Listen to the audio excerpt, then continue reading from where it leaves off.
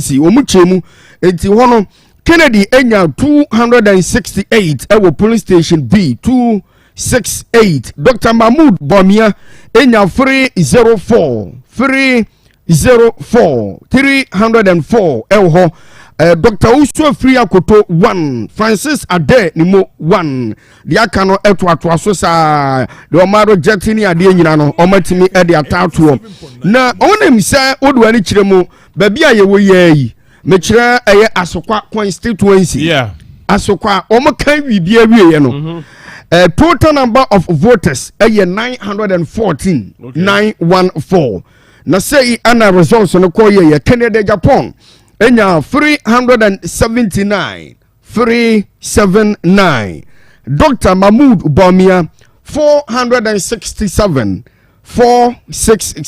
Akoto team Akoto odumunya 4 adenimo ehono onya 2 I don't know sir se mutimu no wonu maria team 3 ona no benya na oko Obuasi West Kennedy Japan 152 Dr. Mahmoud Baumia ewodie utimisi odinkunim titimu girigiri pa 519 519 you can imagine say Kennedy enye 152 pe ewo Obuasi West na Dr. Mahmoud Baumia enye 519 say difference no ewo soro free akotonya 2 Dr. Adenimo wenye bi ewo ho enomu ena ohwe new Adubiase constituency Kennedy akompre kwa Japan se ode na ono nso ne Central Region for na ebo hye wo ho no mo a eho no onya 295 eno the provisional results I free eba 295 Dr. Mahmoud Bamia enya 245 and 295 as against 245 team free akoto Wonumunya 5 Francis Adenimo enya 1 Asewase constituency provisional results Kennedy Japan 225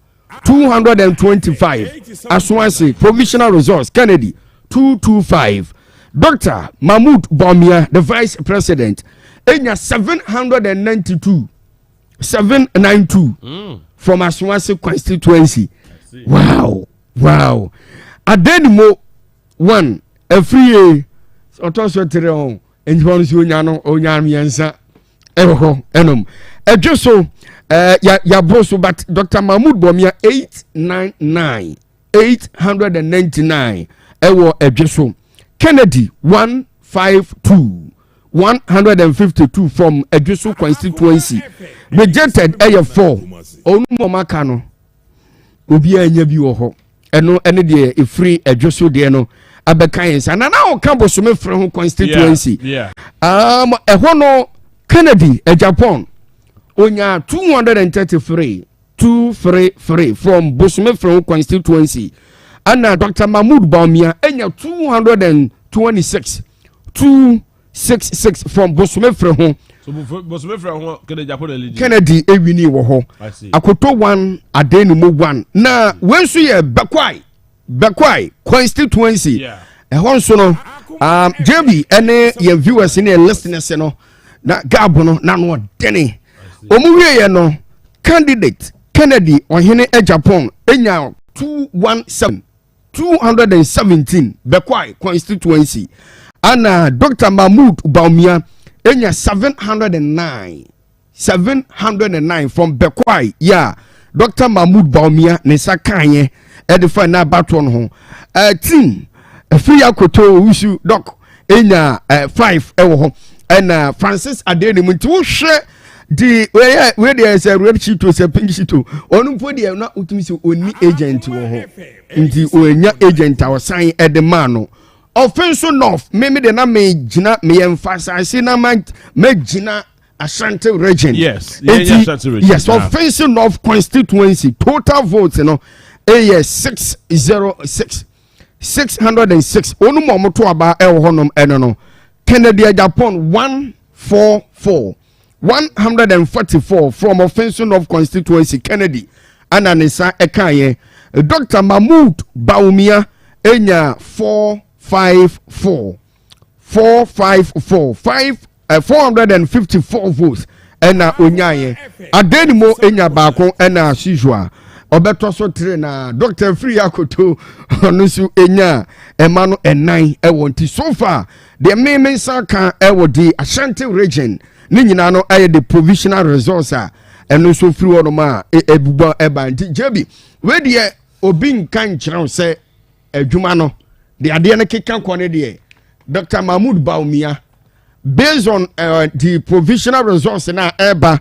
ene kwan ya ye fa so a ye keka no masi ani ebi free left right center from the 277 police stations the NPP for pen fire say hono mo to aba no nyina no do wo mu nwie de na mbom ohwemu pa de a provisionally no be catch say Dr. Mahmoud Baumia and for now obetimi abomode na wakita franka na mane nyongon na mbom say the na manfo bi eka about the number of a year percentage bia candidates ni benyane de I think say ensemo mo kan nyina for now the egusu a yakeka bom ni jebi ebia na nhyada man say obinya 20% kra na ebeye no nwanwa we enya 80% obi enya 90% ebeye no nwanwa no based on the provisional resource ye gather for now na elusasive say ebeye dene say bi obi benya sa 80% 100% of the votes na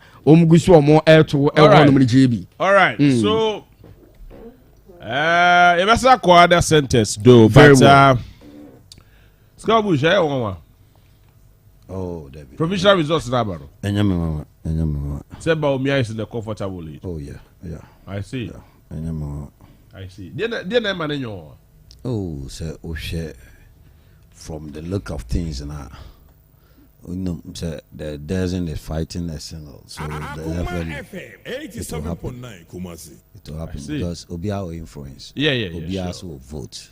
I see. And if the MP tells his people that you should vote or go this place, at least they have the influence of the distinct delegates. And for me, it's not a strain. Well, I think say one a constituency a do baby na manphobia start no mutru support for the vice president and shedan fa that of my constituency bosome friend ho on say me catch say based on the results eba and the kind of course amaye and the kind of ebia ehwemu aye nyina matimi aye ohonom no a e kire say mu achemionu say tu enti say ebia wo ye the incumbent MP and now yeah, why you say be a wo share senka or delegates no polling station executives ni nyina na say polling executives no ebedu wachi no mo ani wachi a ofi say e dey ade na ebe kan dey a kire wo ofi say dey na betimi aka kire wo exactly but no Gomwa Central so we central region Kennedy enya 438 for now. That is a provisional resource eba 3 minutes ago. And a buy Kennedy 438 and Abomia enya 149 and then Bomaden ko Wasa East no na say emoya den kakra Kennedy jama twuti eduma num dia kire Wasa East Kennedy 354 Anna Mahmoud Baumia 261 but the news that is coming in and say amount for people that start here wonu mu aju o mani for him go for on Zoomi that Zoomi me pese obi on Zoomi na bie phone any we freedom kwabenya that is what we are seeing eno ye de sika na ejete yes ma me hu say live on Facebook on JB I say car be na oya be boot car no private car and me who say me no Facebook no show me who say car no black and a be boot no cash o say get cash sika ya omo dey there wo no mo che ana omo be ho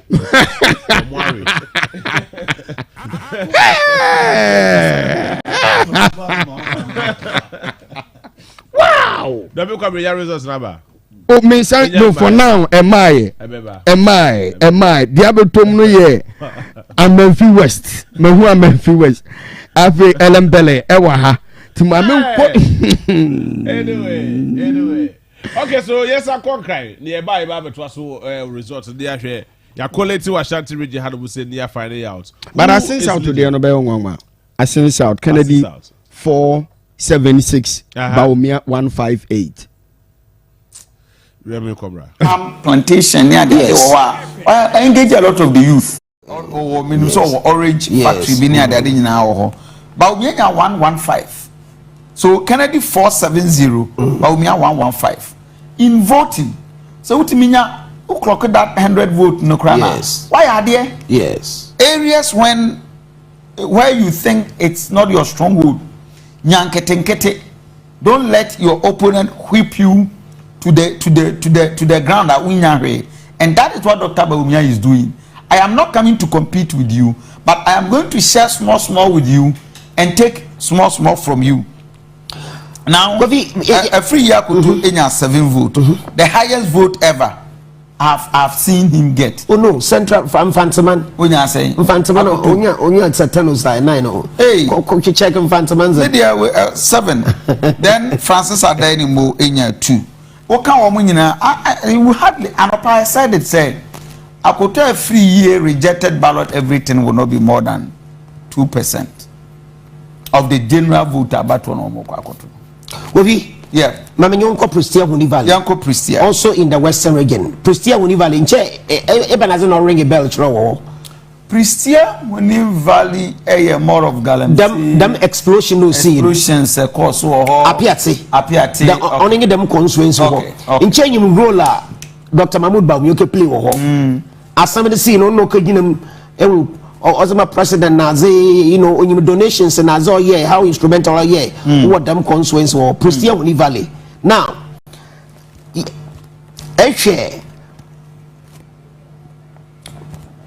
Prestia Huni Valley now, Prestia Huni Valley, Kennedy Japan 378. Okay. Dr. Mahmoud Baumia 839. Okay. Akoto 1. Okay. And then Adainimu 6. Into the difference between Ken and only Dr. Mahmoud Baumia is over 450. Interesting. Over 450. So, Prestia Huni Valley, that is happy. Baumia explosion is seen. Baumia leading. Baumia stretching with over 400 votes. Chairman Bolabi, we are surprised the trend so far. Yes, exactly. No echoes. Now me perceive me mawinya the feel of exactly the echo. So now if you wait to me, I take care. But yanko one of our reporters at one of the police station. Adam Otemenka. Okay, who constituency being? You the South to see. Fantastic. Bono East, right? Or Bono East, right? What is the results? All right. The Chiman South results, you know, over the vice president and for Winnie. Now the results in the name. Now the total ballot cast, you know, 7,571. Out of that, you know, the vice president, you know, 1,073, and afi the Kennedy Japan so 231. Then Afri Akoto so 6. That's 6 votes. Then also 3 votes. Now rejected ballots so 4. But say Munsaka other results from the results Abu Boys is here. Which constituency? Because this is Techman South constituency. One constituency result are they bay? Yes, Techman South. Techman South is the largest constituency in the region. The total vote cast, ASA. now about 7,000. No, Toboasena 571. Hold on. Toboasena check it figures ni because you share a Bono Easter, the entire Bono East delegate ni na 7,571. So obviously one constituency ain't me my 7,000. But in Yamrena my the right figures. All right, the Chima South to me 1,000 rather. Yes, 1,000. Yes, 1,000. Yeah.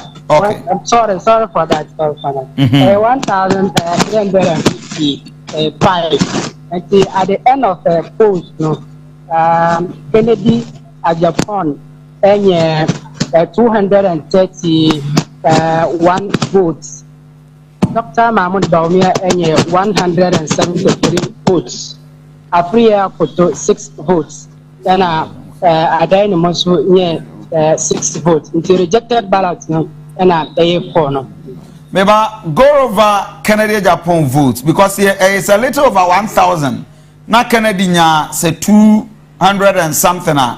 31. 231. Dr. Baumia should not get 100. I'm a basa. Dr. Baumia 1,073. Okay. So okay. Anyway,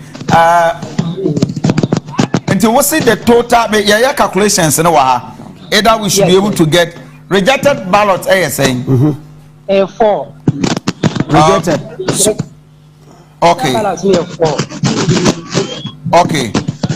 Now Mebo, I want to get this. So rejected ballots 4. 4. And valid vote cast yahin.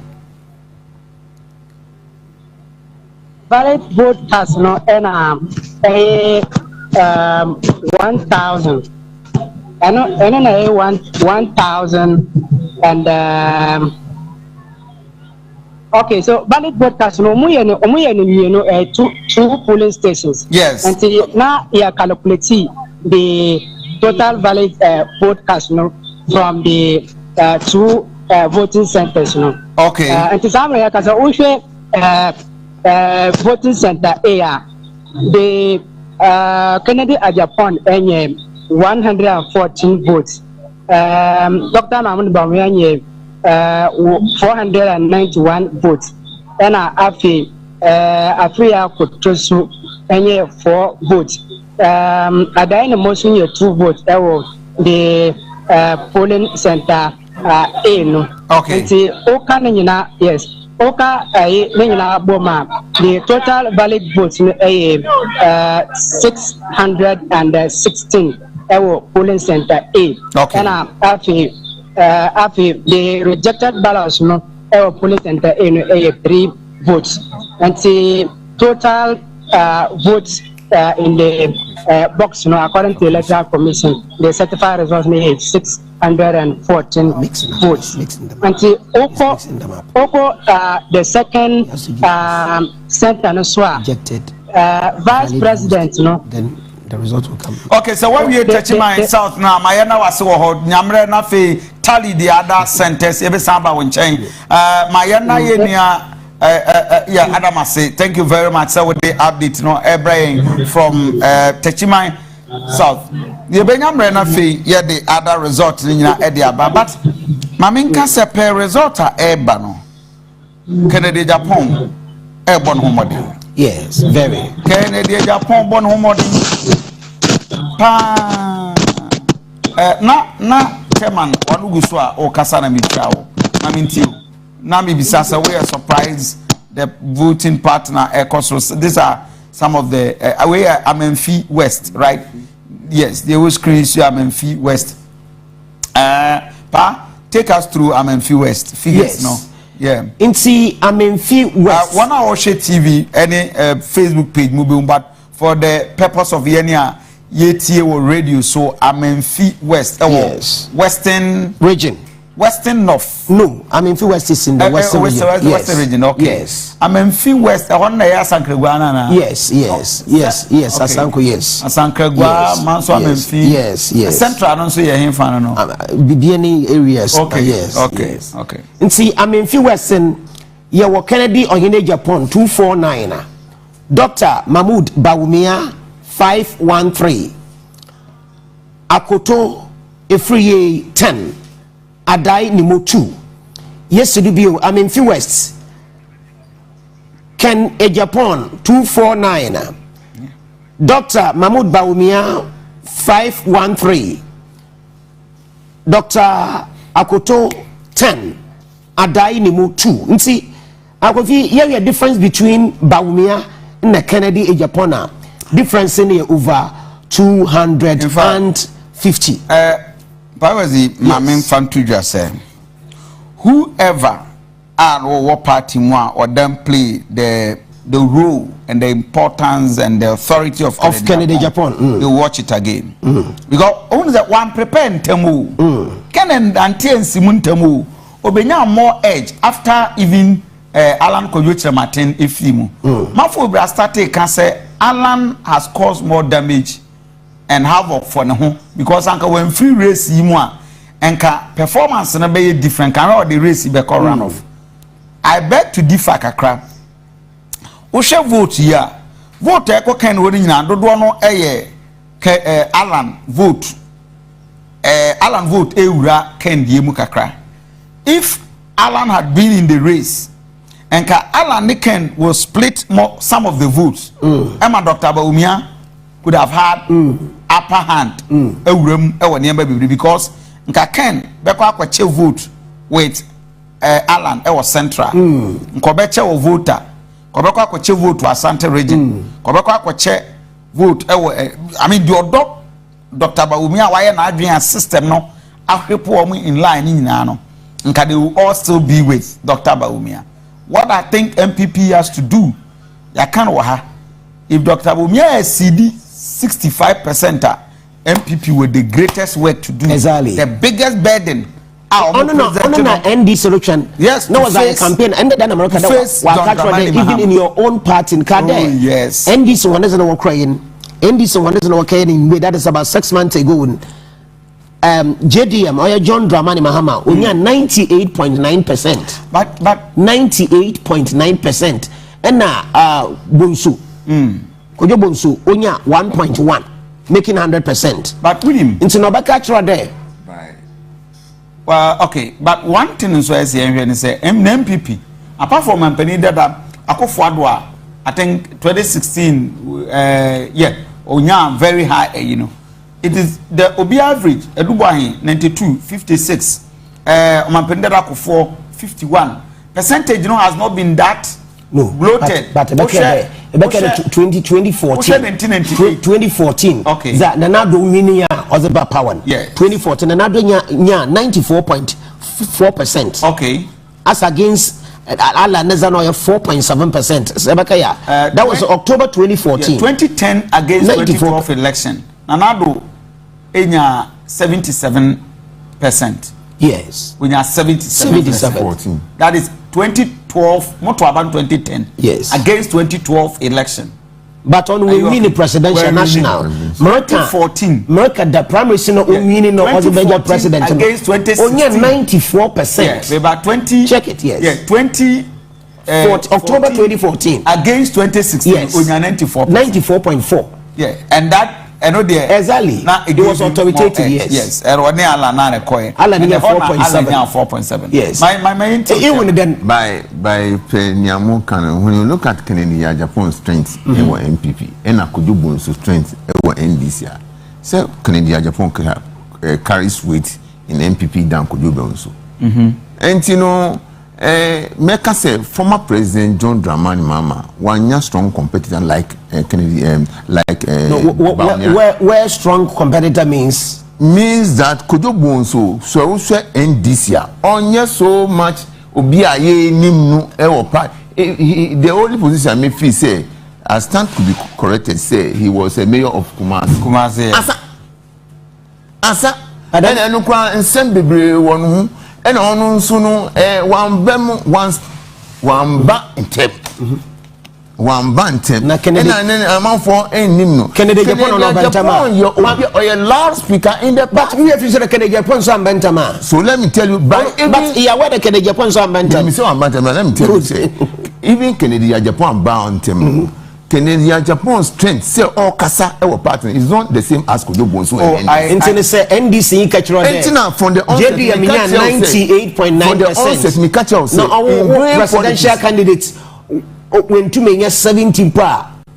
That one doesn't matter. Many points. Okay. Now, me catch up from the onset and say, when we are doing politics, you have to talk. So one kasa, nobody will vote for you. It is a vote for Kojo Bonso is not well known in NDC when John Dramani Mama he is contesting John Dramani Mama. Kennedy Japan you be okasa ewo yen party no a obi anim no so hu nkura wati ni kasada. But when you made the match, so the match John Dramani Mama anya match. Meaning me there ewo Baumia camp, right? Yeah, I'm for Baumia. Good.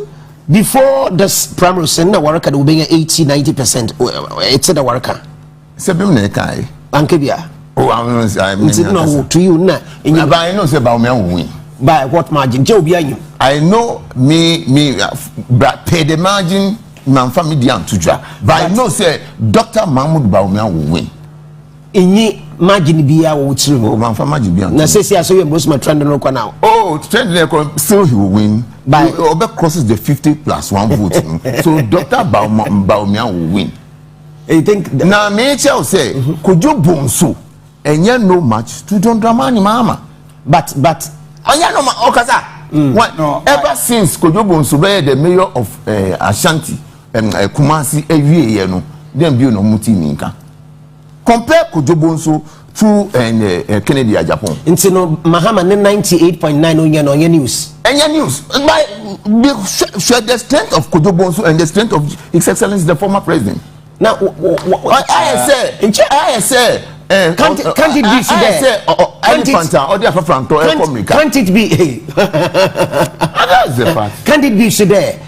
Within end this woman there, Mahama the best. Only thing will be a Is it about best and okay. Is it about best and it could be it could not be the best because maybe there's no material in there. Now let's refocus the discussion. I think the chairman is missing a point here. We are not comparing Kennedy Japan to the match of Kojo Bonso.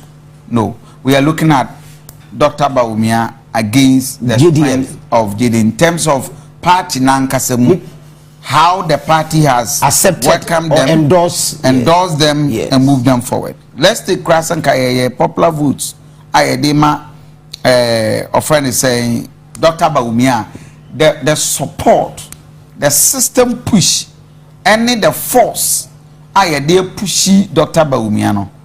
Comparatively, different. The dynamics are not the same, and I think say maybe after our Chinakono. Ibenyamre to interrogate the political angle of Sani Mawi. But Kojo Bonso presence, comparing him to Kennedy Japan, it doesn't come in the discussion.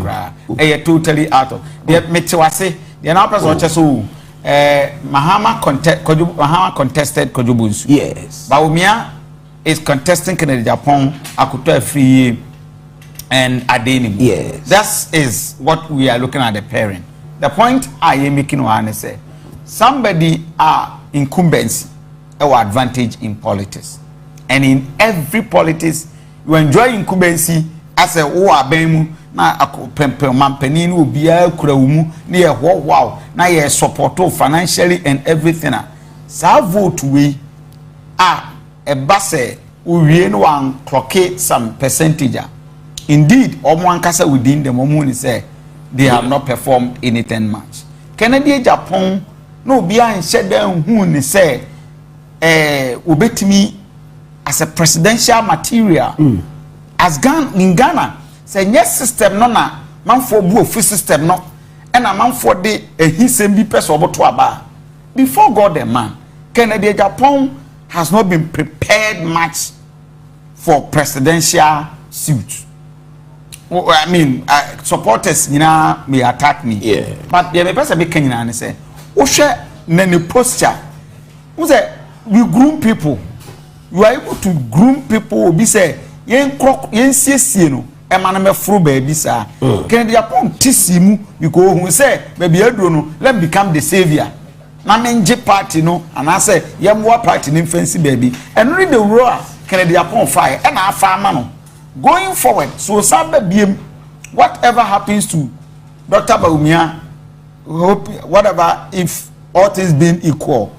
Now 2024, the better no so when you so you. As the leader of their party. At that time, you have Kennedy Japan. What me orbit my transit? Only weakness. One will be a wire, a bit me a so, in all discussion, the debate about the leader of NPP now going to face the NDC in India, another subject. And then I don't even want us to start that debate because we will not end it.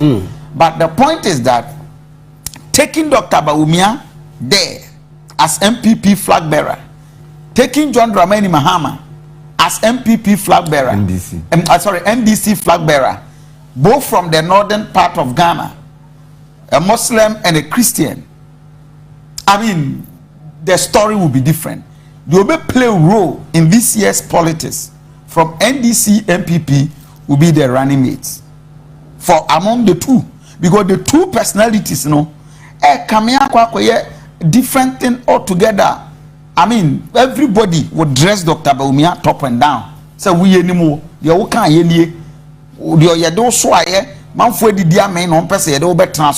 that picture has not been erased from the minds, even within the MPP. For now, say, yet the Dr. Bawumia had the number. All because the system no want to protect their gains. Obvious. That is it. I say the same Mahama no wako 2 times. So I'm saying that the difference I will play in this year's politics will be John Dramani Mahama's running mate and Dr. Bawumia's running mate, because running mate near Anwedeno. He plays a role. Yes. 2016. Like yes, exactly. Magic yes. for Nana Dankwa. In fact, it was the factor why NPP yes. But Dr. Bawumia did all the work. Now, Dr. Who did Dr. Bawumia? The X-ray scan of Dr. Bawumia to Ghanaians will be any. Again, what is it? We see Dr. Bawumia as Nanado. We see him as Onwa. I can say when the fundamentals are weak, the interest rate will expose you. Exchange rate. We've got to know John Dramani Mahama for 2 terms. I mean, for 2 occasions. The Ghana force said, no, we are not voting for you. The only difference is that Nanado is not going again. Ebawa will come to that plea. A member of the NPP's communication team in the Greater Accra region. Now, Global Info Analytics, Wama Bawumia between 58 and 65%. Wama Kennedy Japan around 38, between 38 and 43%.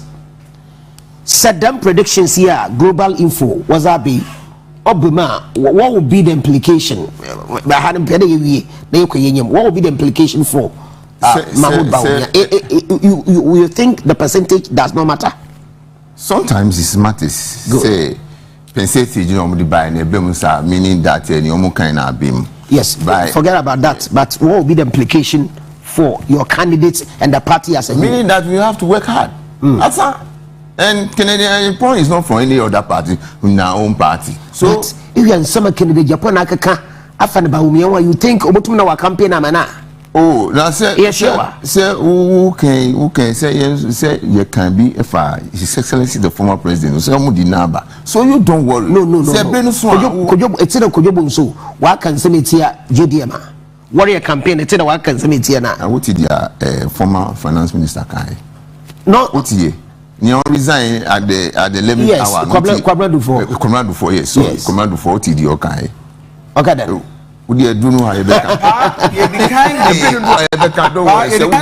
Central constituency resort by. I think that this is the real figures are about, we need to look at it.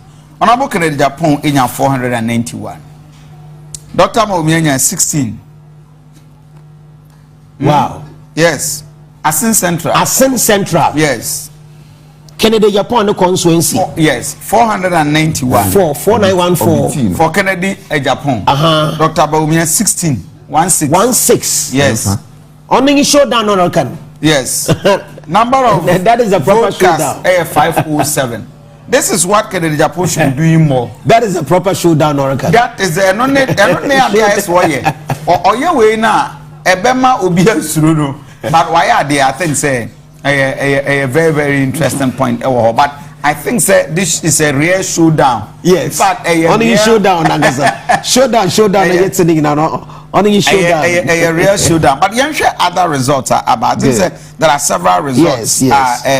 Tripping in a war console. No, so you be number Esikado Kitten. Yes. Jogati. Yeah. You know, man case Escado Kitten. For Esikado Kitten. Escado Kitten Kennedy Japan. Enya 402. Jogati Impesuaso. Yes. 402. Good. Yes. And then we have 5. Yes. Bawumia 322. Good. Mamenchiro wazowa. Yeah. Jogati nchenyi medaya no kadam tan na wokro super delegate no. Jogati. Yeah. No kadam tan na wokro super delegate unya 3 votes. Okay. In fact, Nankasa na Regin unya 1 and Nankasa no 2 man no. Jogati no wo ayuzu no mu. Okay. Though or incumbent MP for the constituency. Only Abani Mubu. First time no or minister for railway. Okay. Second time we man ministerial position. And we declare so there on NPP. Okay. It's not here presidential now. No 1 year man. Man said there or a campaign ama candidate in Mubia. Okay. And he could have played here. Yeah.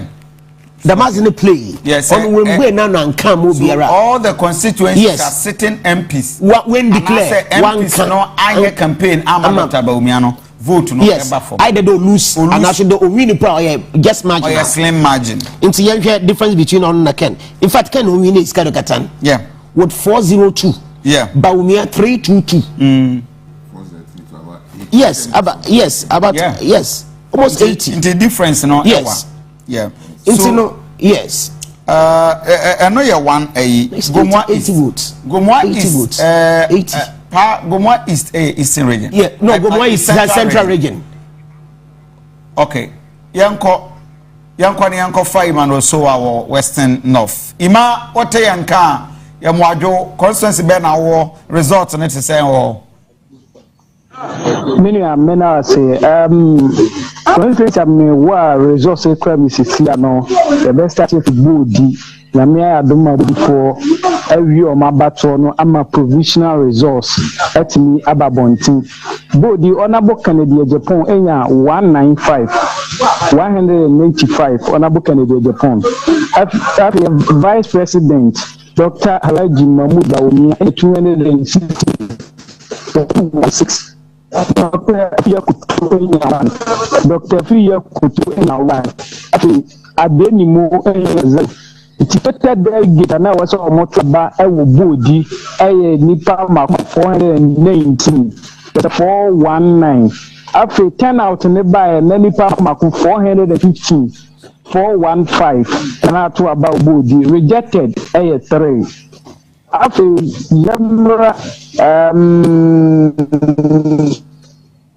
Yamra Bia East nipa wa se omutimi ato aba ewo Bia East nipa makomako 490 as total cast no nipa makomako 333 and timi rejected 0 after absent amount to abano 15 amatimi anto abano ewo Bia East results if Bia East after yemma se honorable Kennedy Japan 867 Kennedy Japan at 367 after Dr. Bawumia enya 498 Mahmoud Bawumia 498 after Adenimo enya 2 Dr. Afiya Kutonya 1 after yanko bibiani anyaso bekwai bibiani anyaso bekwai anamo de Japan enya 465 465 onamo de Japan Dr. Mahmoud Baumia enya 645 600 Dr. Mahmoud Baumia enya Dr. Via Koto enya 6 Dr. Via Koto after adenimo enya 0 rejected a 5 and so yanko our win constituency our win constituency our win the point 232 after Dr. Mahmoud Baumia enya 588 Dr. Mahmoud Baumia after adenimo enya single one rejected A4 and so far so good many results are say in Saka now as a additional result waiting of me the for woman and no say woman to aba fi say obi case kama afa dey buy many abema amaka say na kuma to the I say the baby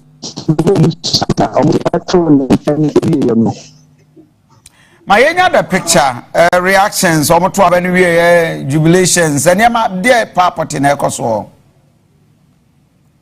Adeba kwa ekoso west north I surprise amount for the results I wo is Jaboso na expectation say Jaboso no results if Jaboso buy ma men fan kan o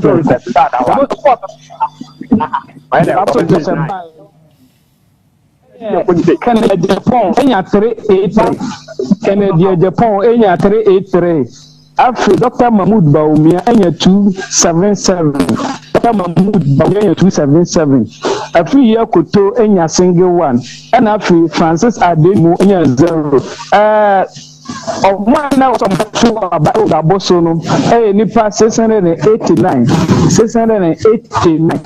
and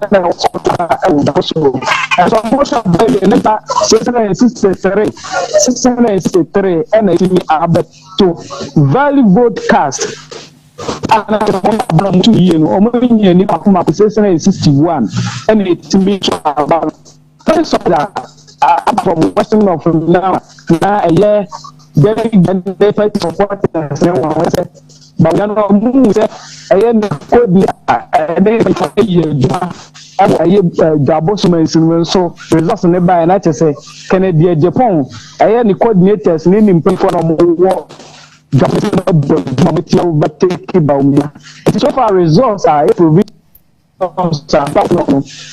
Jaboso kwa na dey the pon actually avo riding and what take over results in mebubu eyi na 6 na na no Dr. Baumia arene aka 2 results abo dey say ebetimi ewuram na nsaka aka akontomla na Abia West na just say results in the second year confirm we mama until all the 6 results abano why na LED Dr. Baumia na Canada Japan results are by as professional results and honorable Canada Japan okay yenia Emmanuel Soa and Amoten in Kano Western North and Amotesa what they report where Soa my na wasipa ewo update ade my we the other 2 na no aba na fi yasum director Bebuame me because you are something ready more of the constituencies are intimi nko because na okay yanko hwe independence or more feedbacks ne reactions ahodo individuals binum so edeba in terms of nana ya opare boying with these feed so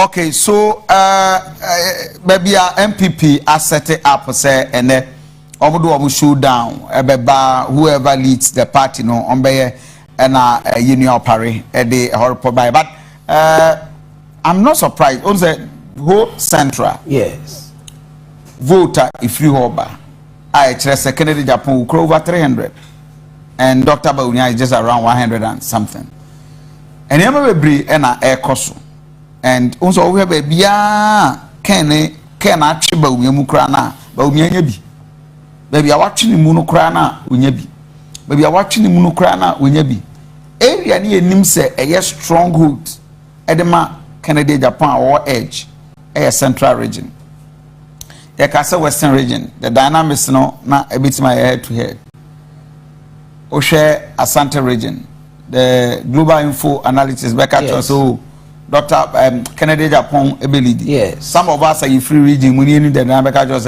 easily possible because nkofo a omba be share region eponmo na adwuma Canada Dr. Baumianum nkofo no be ye or grounds no e difficult and whoever would say say be easy cool chop no na e be ding but vote ni bebre central region good. Central region good any western region thank you some typical western good. Region good the takra the yes na make there not is not about on your news yes you trend nankasa you the central exactly you the western but also we central yeah greater cry kakra bi kra na yes greater cry but also we central region kra baby a Kennedy enya bia no Kennedy ntimi ntwe apart from Asen Central watching Baumiamu more than 400 votes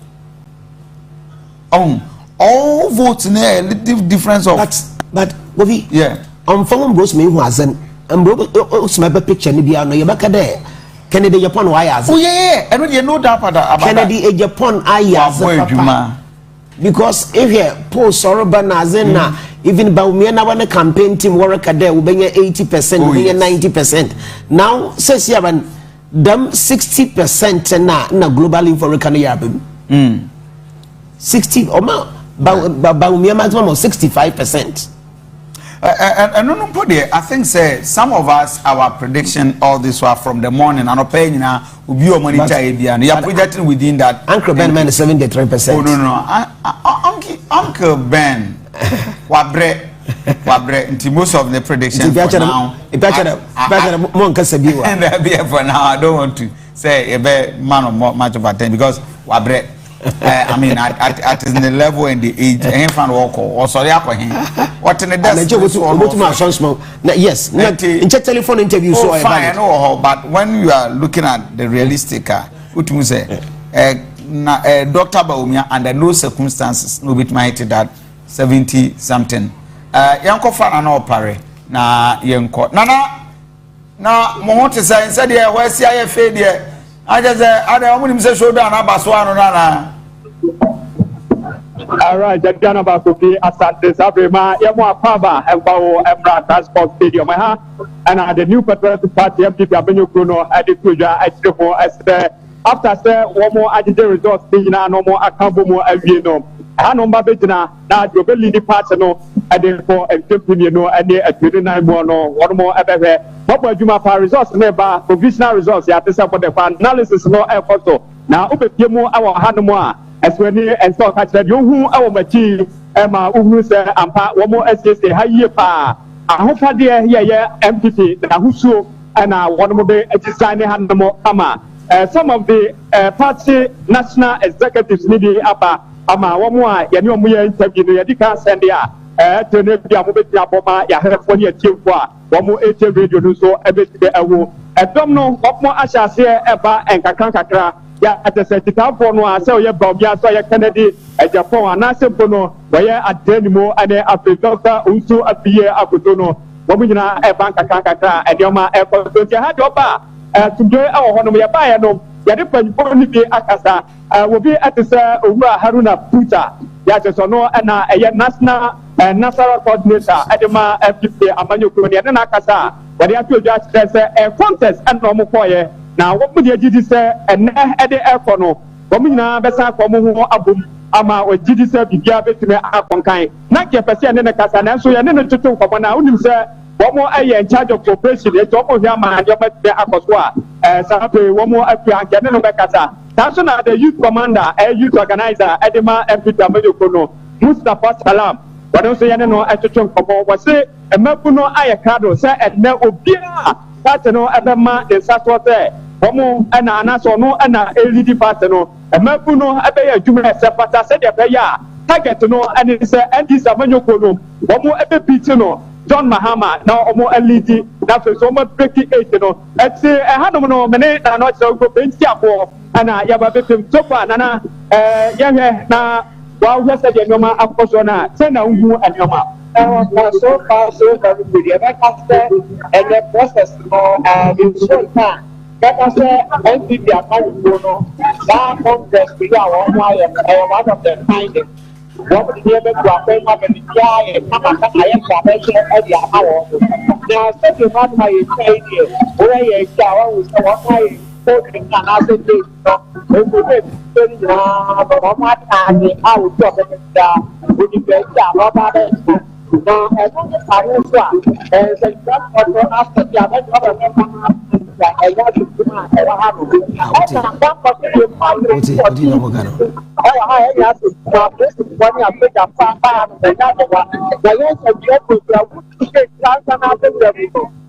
yeah, that's one who say at the money that one done and you can and the top one is so back. What Papa and you are pretty very here and say organize national officers in the country. What say?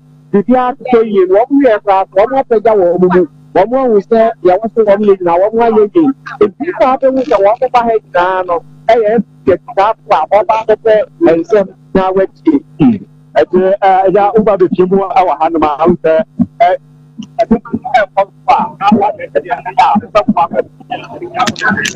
ma beke happy yame ehwete obetumi anya apanifo ni bi na fe ye no mo aye interview na ya hwese de enoma ekọ ede efanti ya pese ye fe epen ye Twitter na fe ye interview ba ekọ no ya hwese de be ya ne sema ode Twitter no ye betumi atiebi kaka na afei yehu sɛ deɛ ɛnneɛma ɛkɔ so de ɛmati ma yɛhwɛ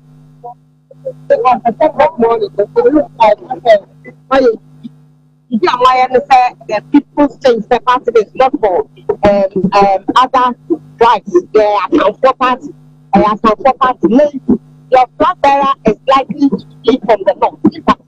And never happy on the party. I'll be very happy because the NPP that I joined, or the NPP that I'm into, is a party that I believe in democracy and everything. So if Baumia become a winner of these elections, I'll be very glad because I'm a Zongo person. For the first time. The NDC who are perceived enemy, we always criticize us. That lands NPP don't like it. So if today NPP has elected a northerner and a Muslim, it means that NPP is the only party that will love all the tribes. But NDC also elected a Infanti. They had a Mutarian and then they have a northerner. Of course, because this is what they have a not yes, the Muhammad is not fantastic. NPP has never elected a flag bearer who is a Muslim. NPC has never elected a flag bearer who is a Muslim. In Ghana, we are living in harmony because of we live together. There's no difference between a Christian and a Muslim. We live in the same house, we eat the same food, we celebrate the same culture. Of course, let me say, I'm the first wife family they say I have something. So the first one I have something. You get what I'm saying?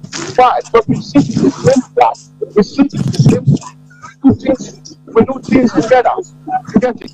So I will say this is the first time. Even His Excellency John Mahama, former President Mr. Mahama, so okay. I say 2016, stadium.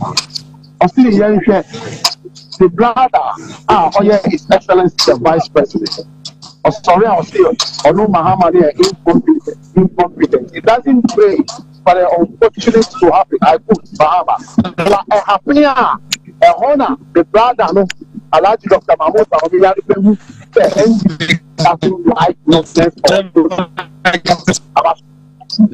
upon what you are telling me, it's almost done. But you understand? You are telling me it's almost done. No, you are telling me. You are telling me. You better operate any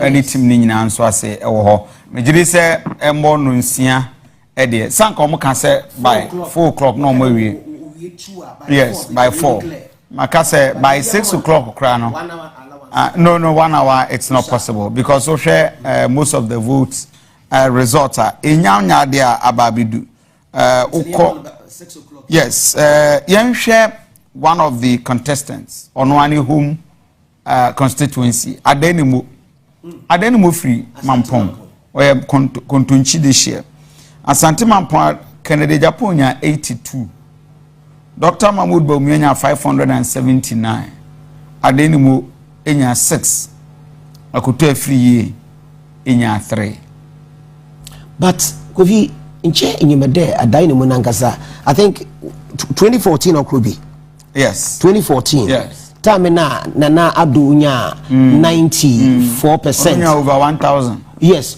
we're representing about 0.8%. Yes. Ebeke den chopedo oko NPP bio. Ama olusi primaries, right? Am I right? Yes. Oh, he was a sitting member of parliament. Good. And Yababi too, no? Yes. The current deputy minister for foreign affairs. And Obabi too, no? And Oyesenko Kubi. Olusi primaries. System nam one. And that is what will happen to exactly. Exactly. But what is the dynamics? Adia awekewo adenimu. The sitting member of parliament now, the deputy foreign affairs minister. Mention who is so I campaign Kitibiyama Dr. Bawumia. But what it is that the Asante Regional Communication Director, Kwakwa. Yes. Corporate also corporate MP Nibi Ewo the same Adenimo, and he is one of the leading campaign coordinators for Dr. Bawumia in Asante region. What he did was to say, "Mami nkume ho, na mi wini vote ma ewo mampong. Na e de nara na wonso wa ba be de abeboa me. This impact I will say is as a result of Kwakwa input." Dodo na ewo. But there is something going on. One Accra Central money nanam crime finfia. Is it something that is going on? Billboard will be our Facebook page, our TV, especially Facebook page. I mean, there is a billboard all over, almost everywhere in Accra. She image ni pa and they mask the face. I belong to the new generation. I am the new force. And not in China, you have this one too. Also saying, "Pa, what do you read there? The same." Yes, the new force. Embrace the change. Embrace the change. You have Alan Kojoche Matian or Taute pushing for a new force. There is conspiracy theories. Hey, Alan cry. We are about what is going on? Like Kennedy Japan, we cry. He obeted one could for you be there. We said it, say he would dare not to do that mistake. Say but what is it? There's somebody behind that mask. Can we unmask this personality? What suspect? What I'm saying is two things: to scare the system, throw in confusion, now create fear and panic. The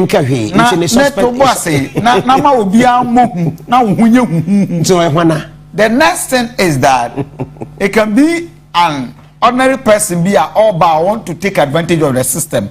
No creative, if you say yeah discussing, are you okay? Now creative, vibe it can also be say Fafranta. Afafanto they already so declare the stance.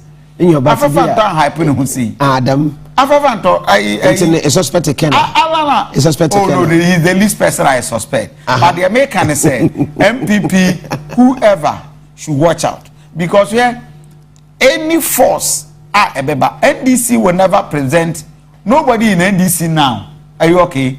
Would want to present himself say or as independent. And now if you color no sir, into either MPP. I the Ghana color. Yes. What I'm saying is that nobody in NDC and Rebecca may as independent.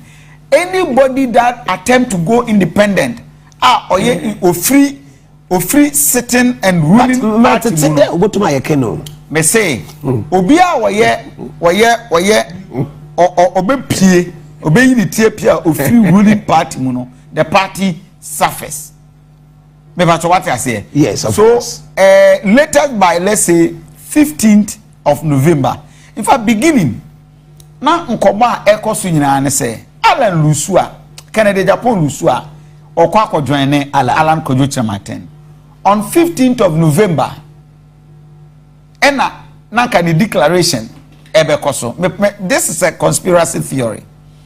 15th of November, that is this month, Ghana's budget is going to be read or presented to our parliament. Yes. Now, and then latest by tomorrow, this we are done.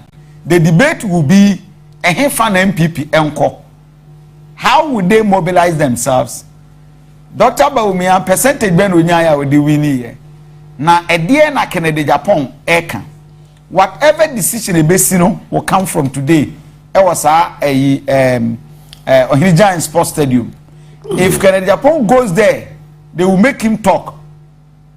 What I say to accept defeat. But I will be surprised to see Kennedy Japan if he loses. Say Obeko.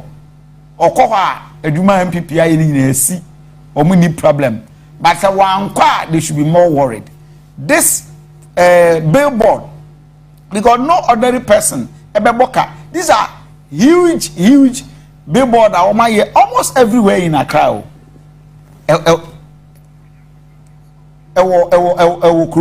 So I think that in MPP they should start talking. Now organize now resort kakra abano. Okay. Fabra na yenhwe, but I think Dr. Baumia Campon so started here or more tallying any other and they are working on their own thing.